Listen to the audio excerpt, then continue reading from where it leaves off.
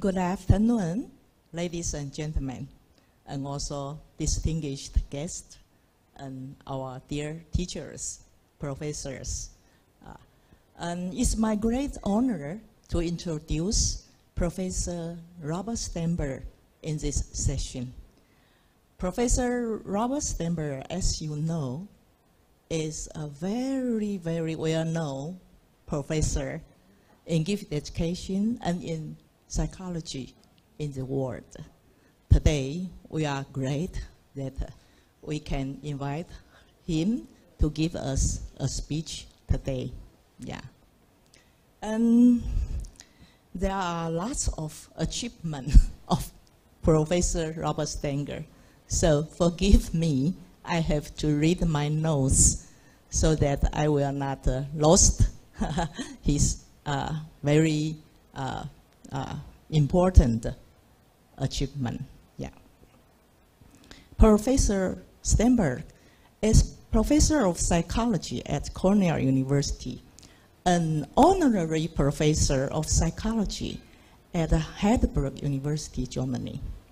He served many years in academic administration as a university dean, senior vice president, and president. Before, he was director of the Yale Center for the Psychology of Abilities, Competencies, and Aptitudes. Professor Sternberg is past president of many associations. He has won more than 2,000 awards for his work, including the James McKim-Cattell Award and the William James Fellow Award, E. Paul Tollens Award, and the Distinguished Scholar Award from the National Association for Gifted Children. He is the author of over 1,800 publications. Wow. He was cited in an APA Monitor on Psychology reports as one of the top 100 psychologists of the 20th century. And in a report in Archive of Scientific Psychology by Diener and colleagues as one of the top 200 psychologists of the modern era. Today, his topic is transformational giftedness. Yeah, very new concept. Let's welcome Professor Sternberg. But I have to say, because Professor Sternberg is traveling in Germany, so it is inconvenient for him to show online today. So he will talk to you through video. Let's welcome Professor Robert Sternberg.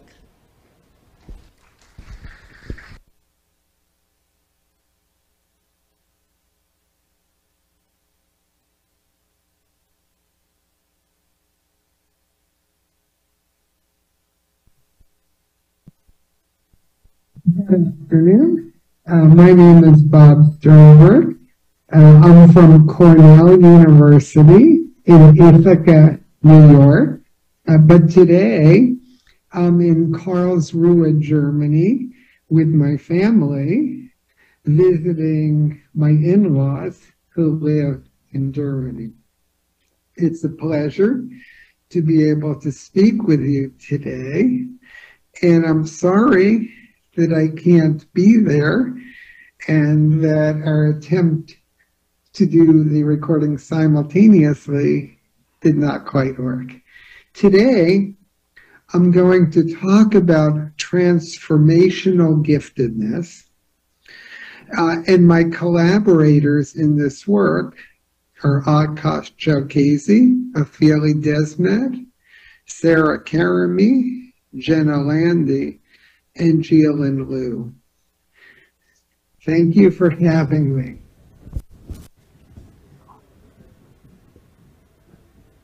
The goals of my presentation are to present a new construct of transformational giftedness and distinguish it from transactional giftedness, and to show something about how transformational giftedness can be conceptualized, measured, and developed. The construct of transformational giftedness follows up on work on transformational and transactional leadership done by Bass, Avoglio, Riggio, and others. Today, we face many problems, serious problems in the world. We face problems of pollution in the water, in the air, of rising temperatures, of general global warming, of a country in Europe invading another country, Taiwan worries about being invaded. The United States political system is a total mess. Many countries that once were democratic are going autocratic, are becoming dictatorships. And what I want to argue today is that our traditional concept of giftedness is inadequate, totally inadequate, to dealing with what is going on in the world. That we are concentrating on the wrong things, and as a result, we are not meeting our responsibility to the world in terms of identifying and developing the gifted. What is wrong is that we regularly are identifying the wrong people as gifted. The people being identified often are gifted in using their intellectual and other abilities to advance their own interests and those of others like them, sometimes at the expense of others. So this individualistic system of identifying the gifted, who are people who will excel for themselves, simply is out of date and not where we need to be today. And that includes not only the students, but the scholars of giftedness as well. In the United States and elsewhere, our misidentification and our mistraining is literally resulting in thousands of illnesses and deaths as morally bankrupt politicians who are very smart and they're enablers, many of them educated at the top universities in their country, use their intellectual and other gifts to advance themselves politically and financially at the expense of people who are unable or unwilling to think reflectively and critically. That is the problem we face. The problem we face is not whether to use enrichment or to use acceleration or to integrate the gifted or separate the gifted. Those problems are not the problems we face today. The illnesses and deaths that are occurring as a result not of only of COVID-19, but also of global climate change, air and water pollution, toxins in food and in the environment, poverty, inadequate shelter and food, armed conflicts and war, and we're worried about enrichment versus acceleration. Wrong questions. Schools are viewing giftedness largely in terms of the individual's static abilities for advancing themselves in terms of the expectations of individualistic and often selfish and even narcissistic cultural values. And that applies to all of us. It applies to the students, it applies to the scholars, the teachers. We need to get away from, let's see how I stand out from the others. Doesn't work anymore. The problem is that individuals who excel in advancing their own interests often are not those who excel in advancing collective, societal, or human interests. In gifted education, we keep rerunning the same scripts: enrichment versus acceleration, collab programs versus infusion, and so on, instead of asking whether we're even teaching the right stuff to the right people. Rather, transactionally gifted people, the kind we identify, may produce what is sometimes called a tragedy of the commons. They're very good at advancing their own short-term interests at the expense of the common good. They often thereby impede the long-term interests of humanity in their striving for their own individual benefit and that of people like them. For example, same family, ideology, religion, political party, socioeconomic stratum, or caste. And these are the people who are the leaders of powerful countries today, looking out for themselves, or imaginary historical myths about the greatness of their countries or the greatness of their own people at the expense of the people who have to pay for it. What's wrong with typical identification measures? So what's wrong is that they identify the wrong people, because real-world problems, unlike IQ test problems, achievement test problems, and statewide mastery test problems, real problems are never multiple choice. They lack a uniquely correct answer. They're messy, they're ill-structured, they're highly complex, they're emotionally laden, they get people upset, they're for high stakes, they're solved in groups, and they're multi-stage, in that the solution to one problem becomes the next problem, and often as you're solving a problem, the problem changes. As with COVID-19, you solve the problem of the last variant, you get the new variant. But my point is that the kinds of measures we use today identify people who are really good at solving problems that are totally unlike any that the world truly faces today. So why are we stuck with early 20th century identification procedures and honestly research questions? The research questions are mostly the same as the ones from the early 20th century.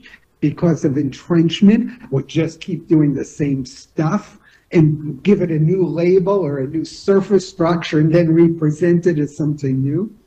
Small bore mindset of conceptualizing giftedness in an antiquated way. An operationist mindset, if we can measure it, it must be right. People in authority look for others like themselves. So if they're in one political or ideological party, they want others to be like them. Traditionally gifted students are easy to teach, so teachers like kids who are easy to teach. Financial interests in already existing measures. The cost of creating, researching, and implementing new measures. Training required to implement new measures. Researchers keep racing on the same circular racetrack. They keep asking the same questions over and over again and recycling what they have already said, and fear of change. We're just afraid to do things new. So what am I talking about when I talk about transactional giftedness? Transactional giftedness, which is what we primarily identify now, is giftedness that is based on exchange. It's tit for tat in nature. The individual is identified as gifted and then expects and is expected to do something in return. Transactionally gifted individuals seek to deploy their gifts in ways. Transactional giftedness is giftedness that's based on exchange. It's tit for tat in nature. The individual is identified as gifted and then expects and is expected to do something in return. Transactionally gifted individuals seek to deploy their gifts in ways that redound to their own benefit.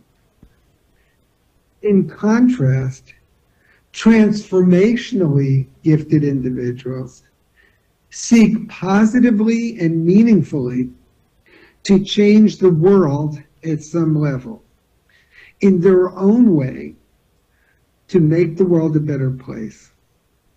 Transformationally gifted individuals are motivated by their desire to make a positive difference, not merely by what's in it for them. Transformationally gifted individuals may also be transactionally gifted, but for them, their contributions do not end with transactions. They want to change the world at some level. Could be at the family level, at the community level, at the state level, at the national level, the world level. So there are a variety of taxonomies of giftedness. Joe Renzulli has distinguished between schoolhouse giftedness and creative productive giftedness. That's the Nyhart have distinguished among successful, challenging, underground, dropouts, double-labeled, and autonomous. Today, I'm going to be talking about a different taxonomy, as I said, that of transformational and transactional giftedness.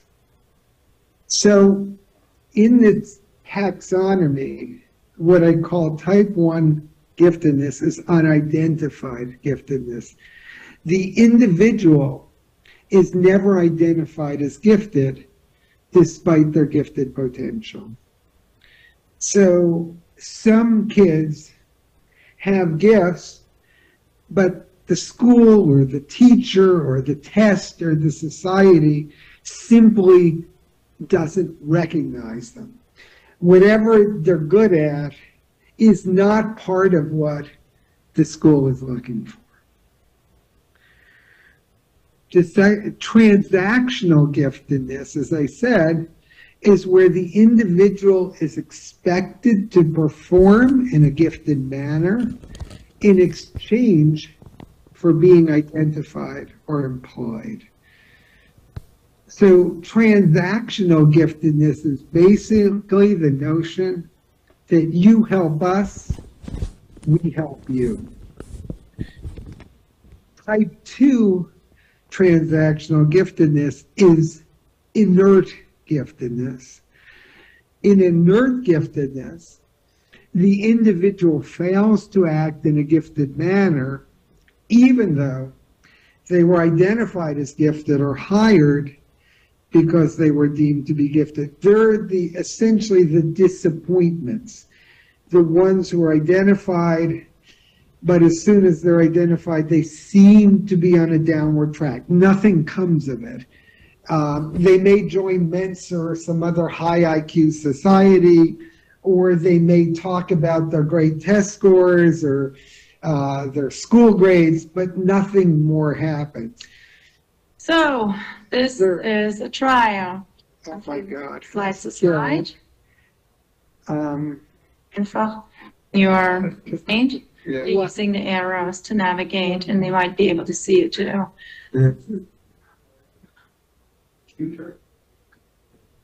Sorry. Self-transformational, let's see, I'm sorry. So transformational giftedness is giftedness that makes the world a better place. I'm trying to see if I can end this here.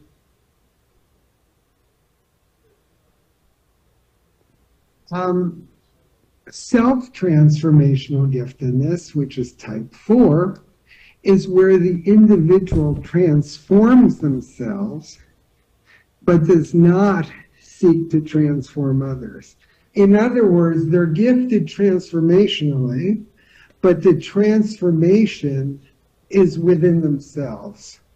So they're self-actualized. It's sort of like the idea of the guru on the mountain. So they acquire a new consciousness or a new way of looking at the world.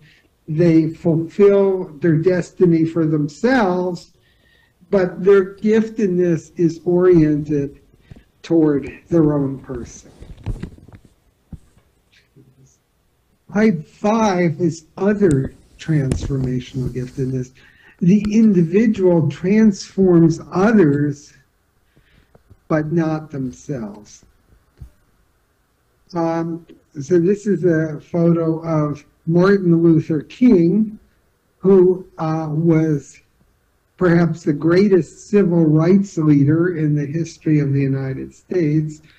He made the world better for other people, but his life was extremely challenging, and he was ultimately assassinated. So he was transformationally gifted, but in what he was able to do for other people.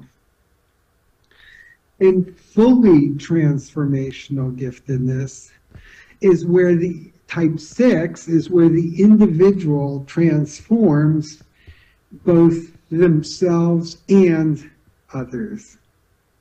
And I used as an example of this, and others may have other examples, Jacinda Ardern, who's the Prime Minister of New Zealand, who seems to have a wonderful family life, has transformed herself. I think she started off in a working class job and has also done many great things for her country and I think for the world.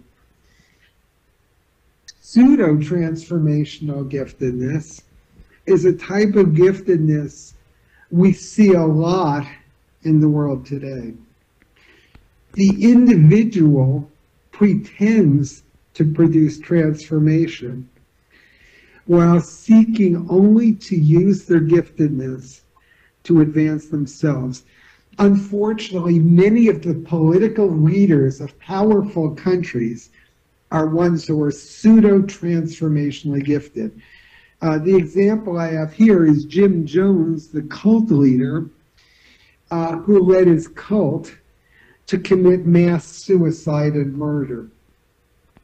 But there are a number of political leaders who have been pseudo-transformationally gifted as well. They pretend to be interested in the destiny of their country or of the world, when what they're really trying to do is enhance their own power, wealth, influence, and prestige.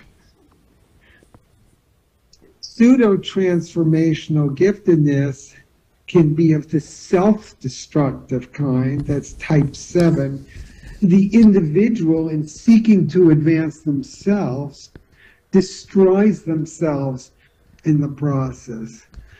In other words, they're usually charismatic, people who don't think critically, listen to them, worship them, and in the process, they destroy themselves. This is that type of person, but we have some of these leaders in the United States. We have one who's a very high political figure who is now undergoing a number of criminal investigations. His lust for power, influence, and sheer narcissism hopefully will bring him down before he brings the country down. Pseudo-transformational giftedness can also be other destructive, type 8. The individual, in seeking to advance themselves, destroys others in the process. The example I have here is Elizabeth Holmes, who was the CEO of a company called Theranos, and it became a multi-billion-dollar company.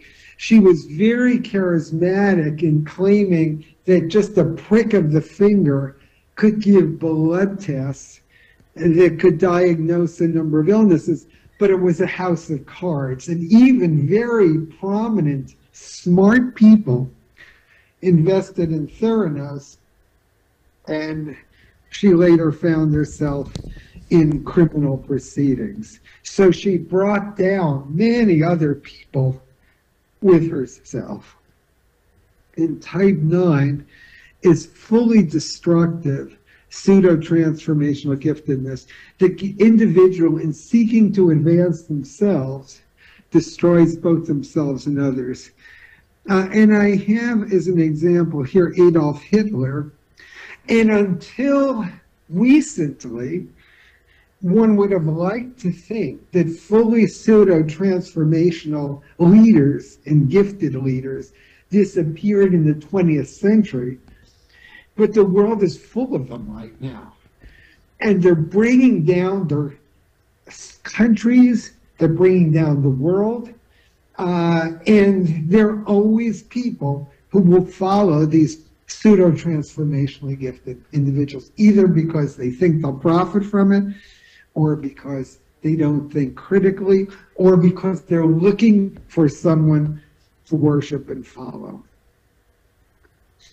If you look at positive transformational giftedness, there aren't lots of people who come to mind, but there have been a number. Abraham Lincoln in the United States, Martin Luther King. Abraham Lincoln was partially responsible for the end of slavery. Martin Luther King, whom I mentioned before, civil rights leader Rachel Carson, who recognized that many insecticides were dangerous to people, not just insects, that pollution was a huge problem. Oskar Schindler, who saved Jews from the Nazis. Albert Einstein, Mohandas Gandhi, Nelson Mandela, more recently Malala Yousafzai from Pakistan, and Greta Thunberg from Scandinavia. Leaders, including teenagers like Malala and Greta, who see something bigger than getting high grades in school or doing well on IQ tests or being at the top of their class, who seek to make the world a better place. So now let me talk about typical characteristics of pseudo-transformationally gifted leaders, whether they are in a profession or in a school or a company or a country. They're exploitative. They're false populists. They pretend to be serving the people when in fact they're only serving themselves. They're self-serving.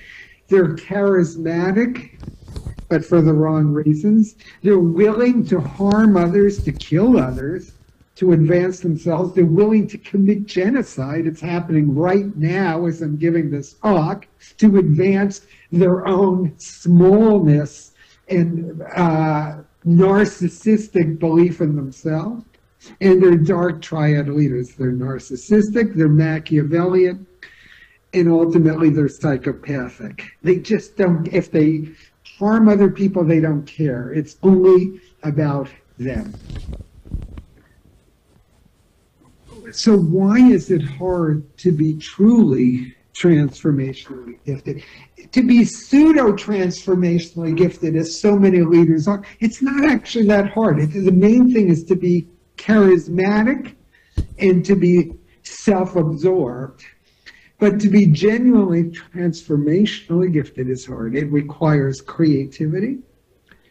It requires common sense. It requires wisdom, patience, willingness to stand up for what is right, willingness to take risks and to tolerate failure, courage, resilience in the face of obstacles, and the belief that ultimately things can change for the better. There are extreme examples like Alexei Navalny, who's now imprisoned and essentially chose imprisonment, but not everyone has to be an extreme example. People just need the courage to stand up for what's right. How do you measure transformational giftedness? I don't know that there's any perfect way.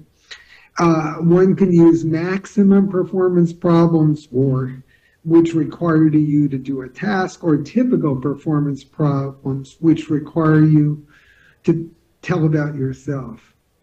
So these are some of the problems we are using in our research, and I'm not saying they're perfect, but we're trying to move beyond IQ testing, beyond what Terman was doing in 1925. I mean, it's 2022. We need to do something more than rehash G and IQ and achievement testing and all that stuff we've been doing for 100 years. So here's an example of a problem. Social media companies have become major purveyors of false information, which are leading people to make poor decisions. For example, they have allowed outright lies about political candidates, quack cures for serious illnesses that actually can harm people, and deliberately falsified information, downplaying the seriousness of the COVID-19 pandemic, global warming, and other threats. Some people have thought that postings should be restricted, others that such restrictions would impinge upon free speech. What, if anything, should be the responsibility of such companies for controlling their content? Describe your plan and the reasoning behind it in some detail. And we're not looking for young people to be experts on the technology or sociology of social media. We're looking for the extent to which they can come up with solutions that help to advance a common good by balancing different kinds of interests over the long and short terms through the infusion of positive ethical values.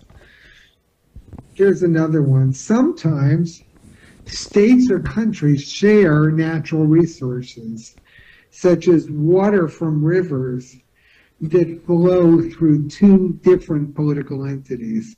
Sometimes, for example, the entity upstream in the river blocks off water through dam or diversions from the entity downstream of the river. Sharing of such resources has resulted in bitter disputes and legal action across these political entities. Some people believe that political entities should be free to do what they want, as one state or country cannot tell another one what to do. Other people believe that the entities have a responsibility somehow to share the resources fairly. How can states or countries sharing resources resolve disputes about shared resources without entering into legal disputes? Describe your plan and the reasoning behind it in some detail. And here's a third one. Virtually all scientists, or at least responsible ones, agree that climate change poses significant risks for the future of humanity. Already, temperatures in many parts of the world have risen. Oceans are rising, resulting in land being flooded. And hurricanes and other storms are increasing in severity and frequency. The future of humanity is being jeopardized by unprecedented levels of carbon emissions. Some people believe that immediate and drastic action is needed, whereas other people say that the threat is overblown and that people should be free to make decisions for themselves about what to consume. What do you believe are things the world should do, if anything, in response to global climate change? Describe your plan and the reasoning behind it in some detail. So in scoring, again, we're not looking for graduate level expertise. We're looking for solutions that seek a common good, not just the good of one entity over another, or of people like oneself versus other people, by balancing one's own, others, and larger interests over the long as well as the short term, through the infusion of positive ethical values by balancing adaptation to, in other words, changing ourselves to fit the environment, shaping or changing the environment to fit us in selection of environments. And then we also use typical performance items like, what would you most like to accomplish in your life? How will you get from where you are to where you want to be to accomplish that thing? Or another item, when you're older, how will you decide if you're satisfied with what you have done in your life? A third, have you done anything in your life that you believe helps to make the world a better place? If so, what? What is one thing you have done in your life of which you are most proud? Why are you proud of it? How can schools teach for transformational giftedness?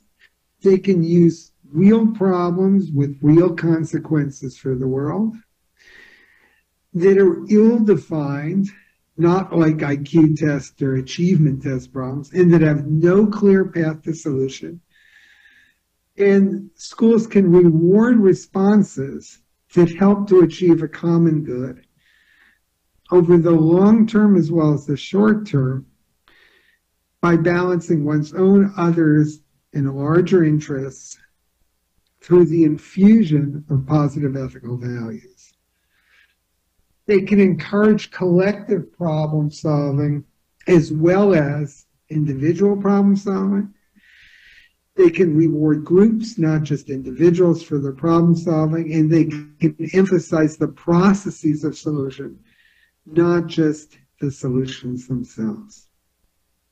In conclusion, our views of giftedness have been largely transactional. They're based on the sort of term and study notion of who's going to do things when they get older that are societally sanctioned and will make it look like our tests predict something.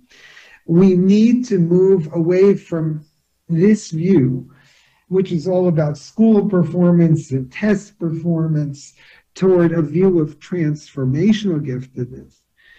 Transformationally gifted individuals often are also transactionally gifted, but they deploy their giftedness to benefit others, not just themselves. We don't need a whole lot more people who are good at benefiting themselves. We have so many of them, and many of them are running the world's biggest corporations and countries. We don't need that anymore. We need people who will seek a common good, and political leaders who don't invent fake histories of their countries and to satisfy their imperialistic notions.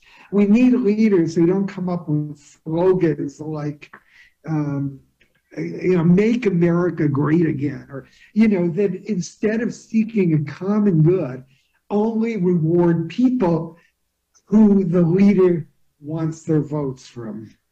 The world is running out of time. We need people who care about making it better and who will work to make it better. Thank you very much for listening. And that is the end of my talk.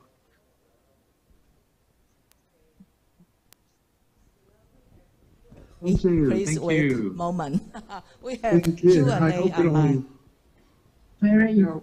Do we have some questions for Professor Sternberg? So tomorrow we may not have enough time, to ask a question.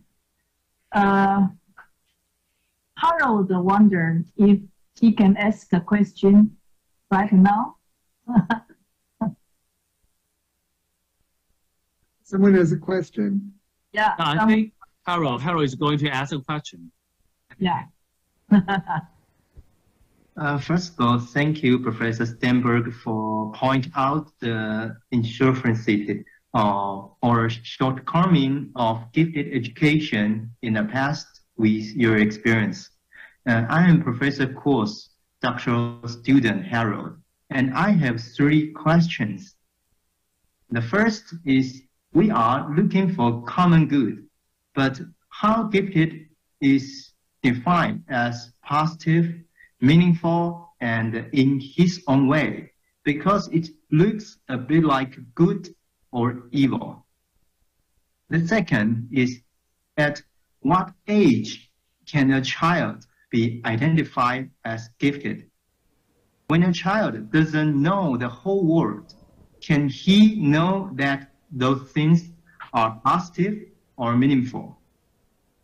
Third, are there any STEM methods in education for children from type 1 to type 9?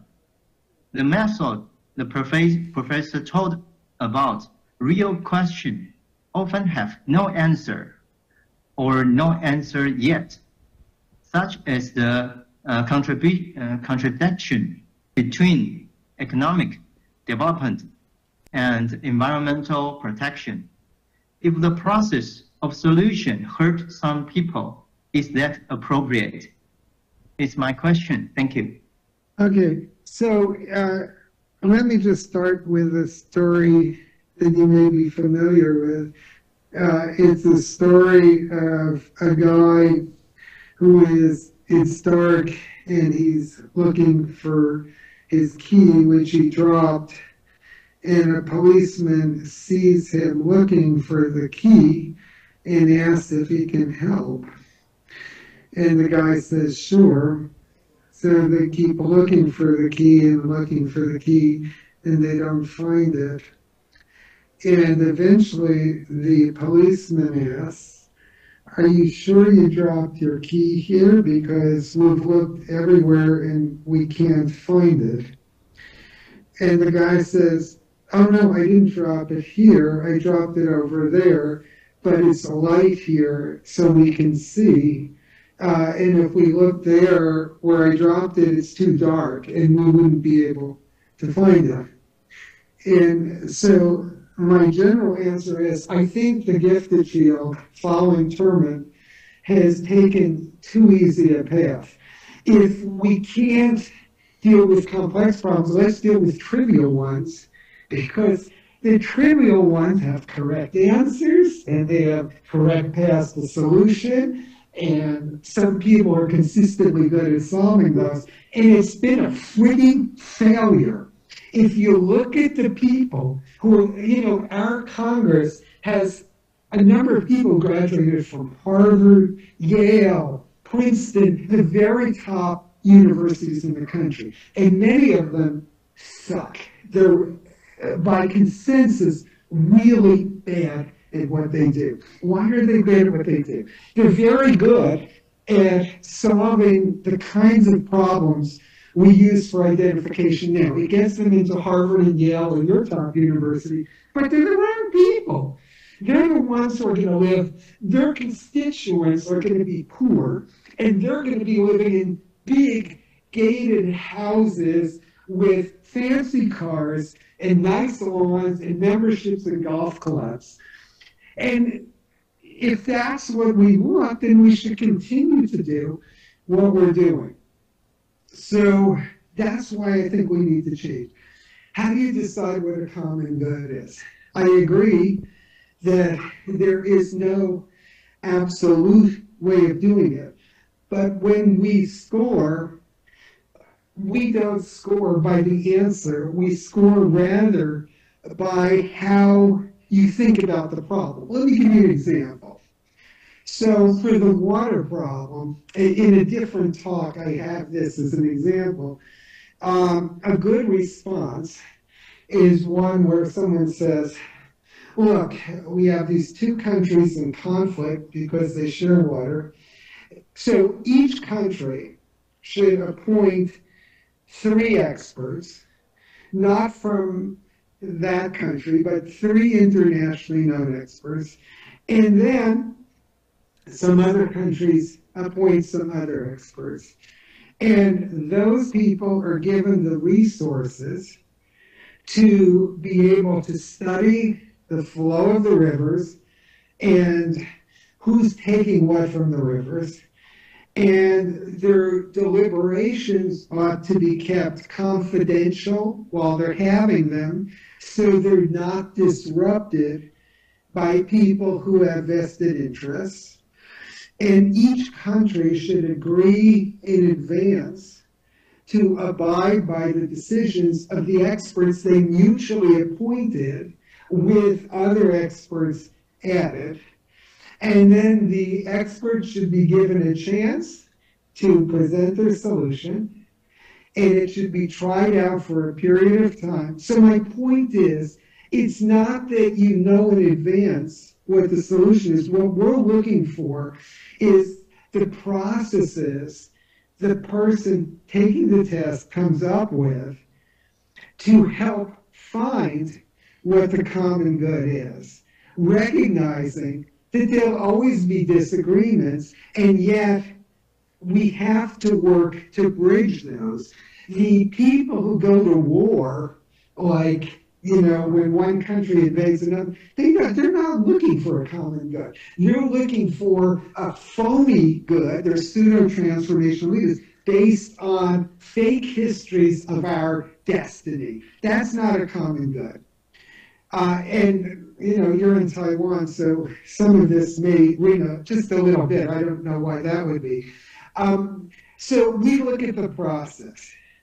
And if you set up a good process where each group, each entity that has a stake in the solution gets to have some say in what experts to appoint and what the process of reaching a solution will be, that's the best you can do. You try it for a little while, and then you see if it's going to work. So that was the first question. What was the second question?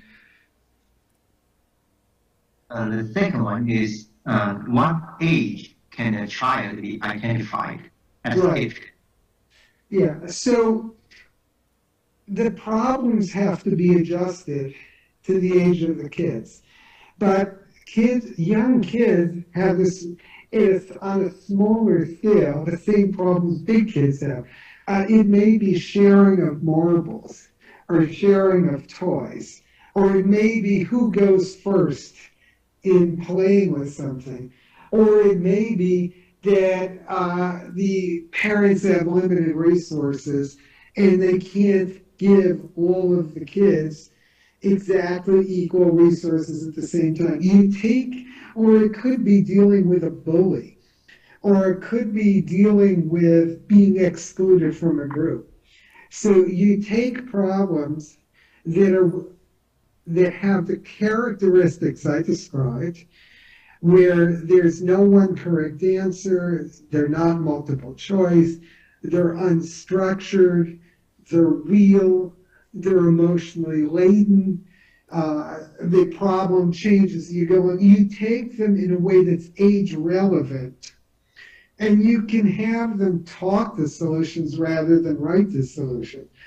But the processes, I don't think, are very different. It's, my kids, my triplets are 11, and they go through many of these problems just on a smaller scale. Problems of sharing, and problems of collaboration, and problems of I want something but someone else wants something else. Those things started at an early age.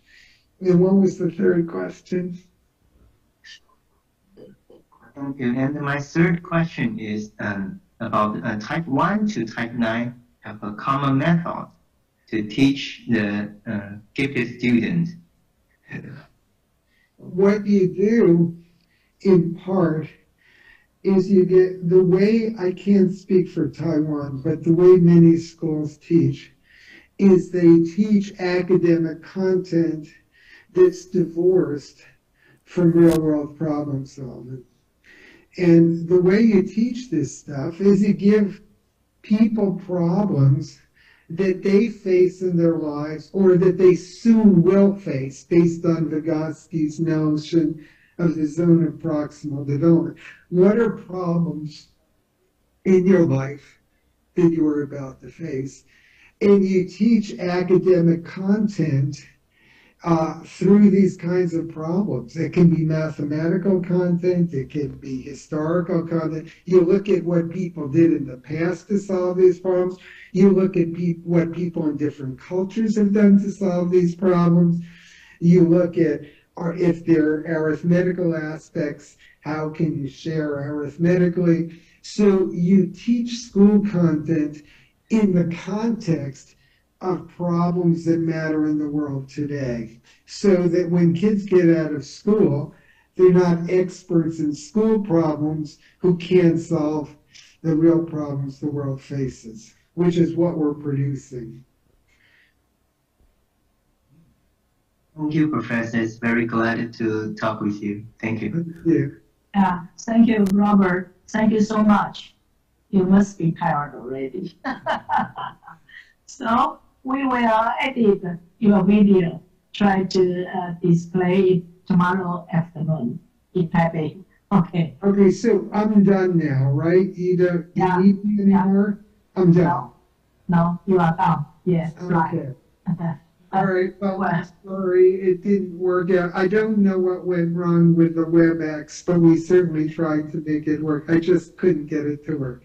Okay, and if anyone wants to email me questions, you have my email address, and just tell them to email me and I'll answer them, okay? Okay, thank you very much. Thank you Thank all. you. Bye-bye. Thank you. Thank you, Professor Sternberg. Thank you. Bye-bye. Thank you, bye-bye. Yeah. Thank you, Professor Robert Sternberg. You must feel very surprised why we have meeting with Robert Sternberg, because it's really difficult for him to access through Cisco WebEx. So last night, I invited a group of doctoral students to attend this meeting and recorded his speech and also Q&A from students. Yeah, it's the way we solve the problem. Okay, good. Every time when we listening to Professor Sternberg's speech, we feel there are always new concepts. There are always some creative components. Yeah, so I think Professor Sternberg is a genius. No wonder he got so many awards, and he wrote so many books and articles. Yeah. Okay. In this speech, I think Professor Sternberg was very concerned about why giftedness become disservice to humanity. He is quite concerned about this issue. So he compared different kinds of giftedness, especially transactional giftedness and transformational giftedness. And for transformational giftedness, it includes this constructive pseudo-transformational giftedness, extra, many different kinds. Yeah, I think it's very different thinking on the characteristic of giftedness. Yeah. Okay, I think in the future, we need to nurture more transformational giftedness. Yeah, this transformational giftedness, what they are concerned is how to commit to social service, how to make a better world, instead of exchange the benefit from school, from company, from society. Yeah, that's what he said, transactional giftedness. So we need to try the best way, yeah, to nurture more transformational gifted children.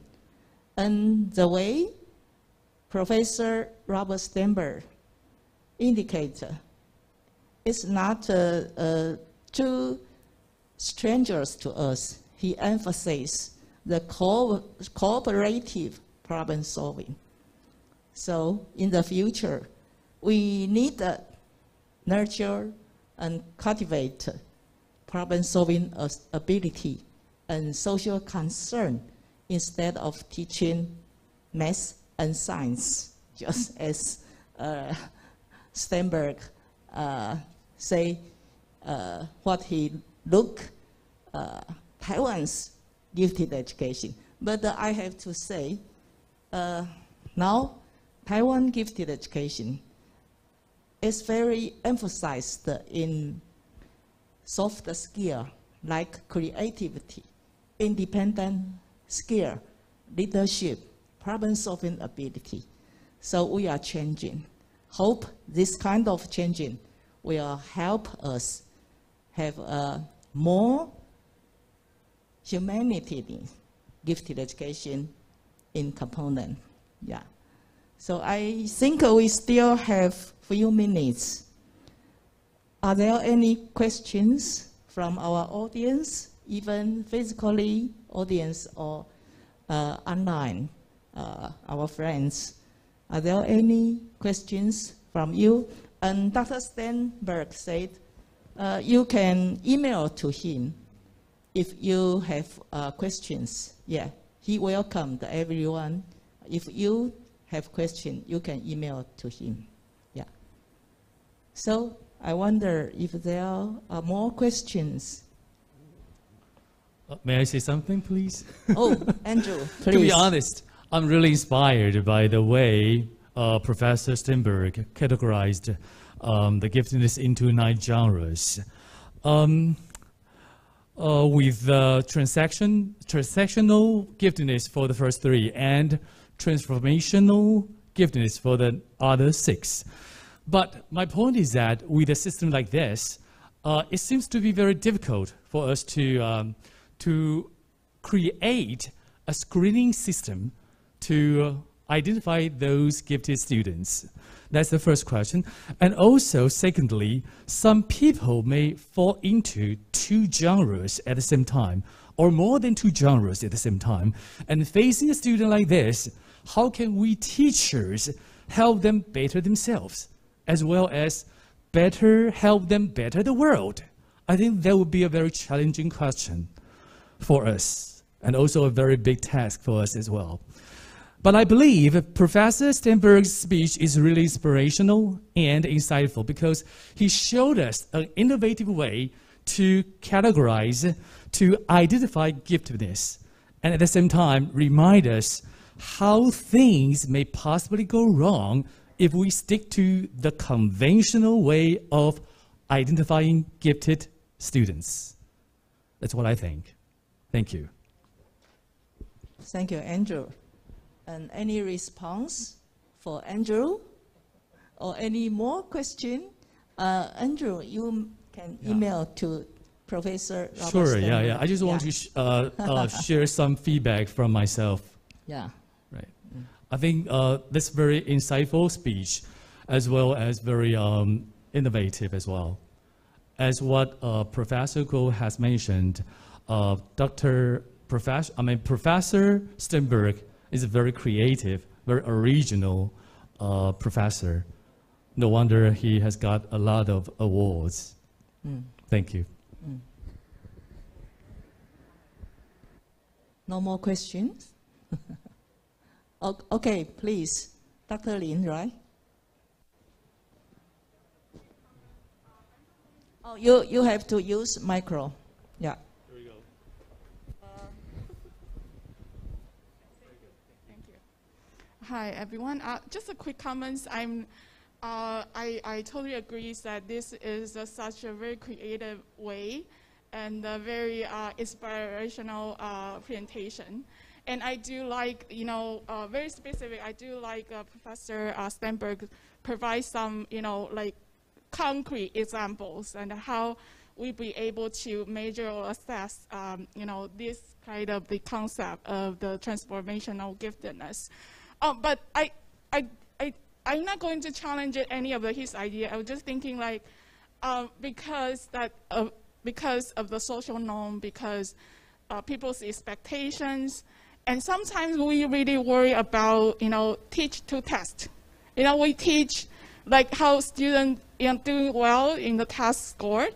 And then if we do provide some kind of example like this, saying like how you solve, doing really good problem solving skills, like solve the problem, like, you save the world. But if the people was,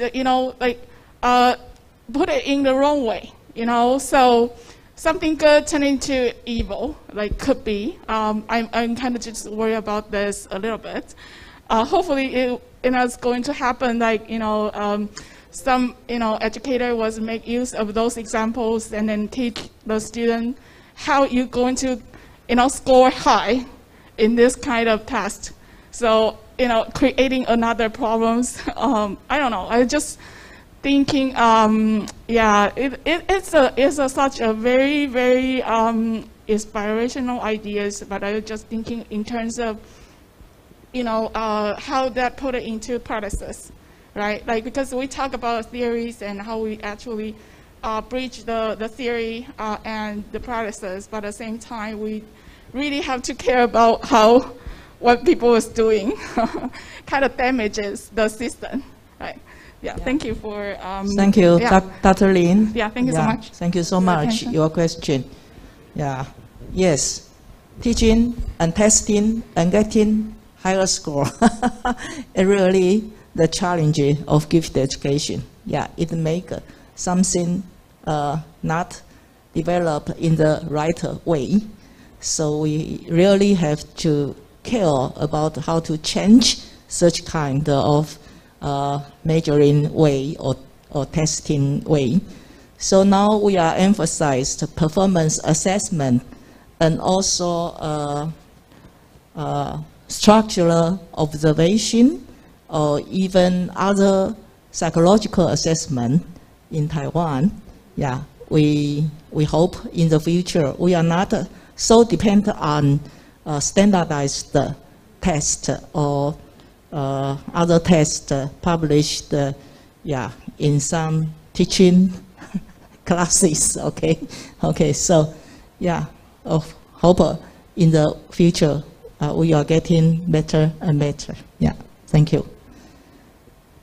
Any more question? Yeah. Oh, Dr. Zheng. Christian Zheng.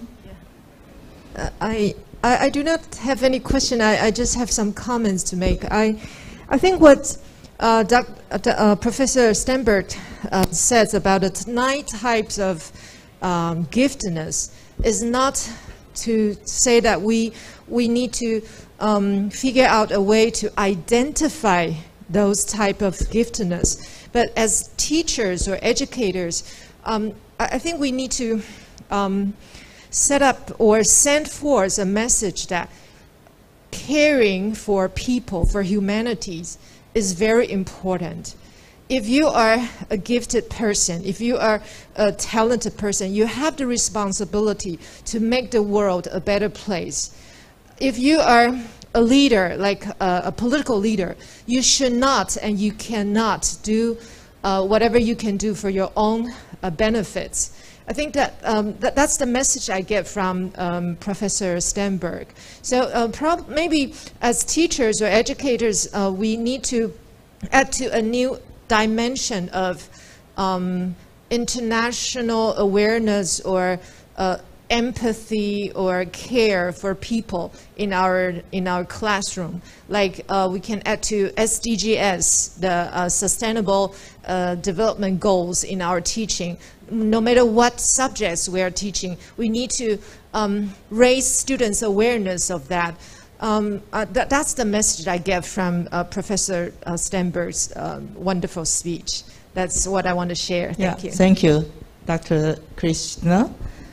Yeah, in summary, usually gifted children are expected to perform well in school, in their job, and receive special benefits such as better teacher, superior college, and university admission, better job, and more income.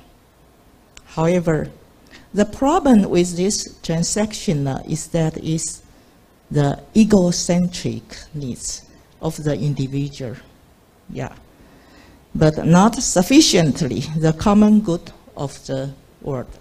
So, yeah, finally we have to say, Professor Sternberg suggests we need to pay more attention to the identification, especially the development of transformation giftedness, which is giftedness direct toward creating a better world, toward making a positive, meaningful, and enduring difference to the world as a whole. I think it's the more important spirit of Dr. Sternberg's speech. Is the centered spirit of his speech. I think so, yeah. So, so there is a lot still need our effort.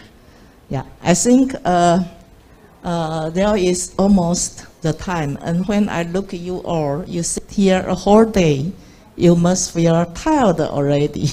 So let's wrap up this session. Thank you so much.